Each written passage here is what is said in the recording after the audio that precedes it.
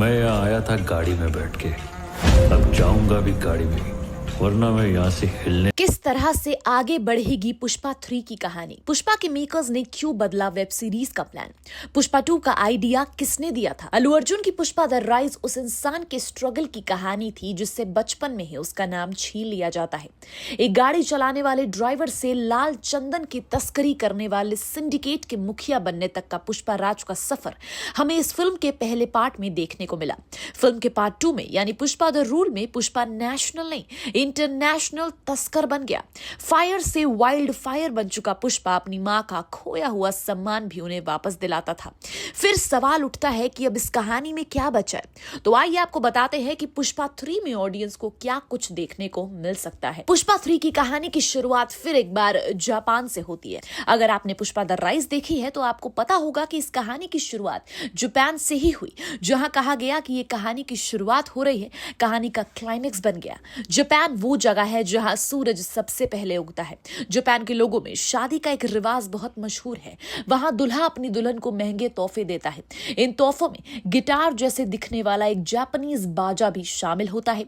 ये बाजा जापान में बहुत ज्यादा महंगा होता है। ये महंगा इसलिए होता है क्योंकि ये रक्त चंदन की लकड़ी से बनता है, जो जापान के आसपास कहीं पर नहीं मिलता।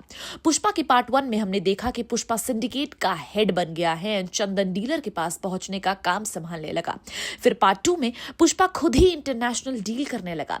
पार्ट 3 में पुष्पा अपना लाल चंदन लेकर सीधा जापान पहुंचने वाला है और इस बात का हिंट मेकर्स ने पुष्पा 2 के पहले ही शॉट में दे दिया था। अब बात करते हैं पुष्पा 3 के प्लॉट की।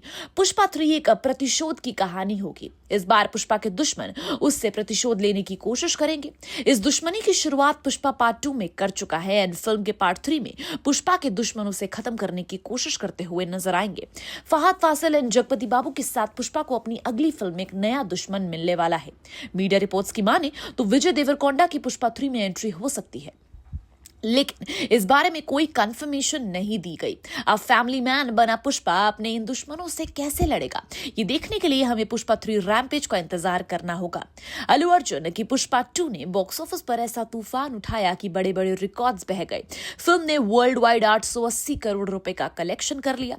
वहीं मंडे को भारत के कलेक्शन में कमी आई, पर बावजूद इसके अल्लू अर्जुन के आगे ना तो जवान टिक पाया और ना ही सनी पाजी। पर क्या आप जानते हैं कि अब तक अगर दोनों फिल्मों का कलेक्शन जोड़ लिया जाए तो 1230 करोड़ रुपए फिल्म कमा चुकी है। अब इसमें और भी इजाफा होगा, 5000 करोड़ तक जा सकती है। इसी बीच फिल्म में विलन बने फहद फासिल ने मेकर्स की प्लानिंग का खुलासा कर दिया।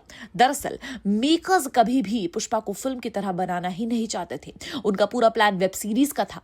तो क्यों बदला? विलन बने फहद फासिल ने क्या कहा? पुष्पा 1 एंड पार्ट 2 में अपने परफॉर्मेंस से फहद फासिल ने हर किसी का ध्यान खींच लिया। इसी बीच उन्होंने बताया कि मेकर्स पहले पुष्पा 1 या पुष्पा 2 बनाने का कोई प्लान नहीं कर रहे थे, केवल एक पुष्पा थी।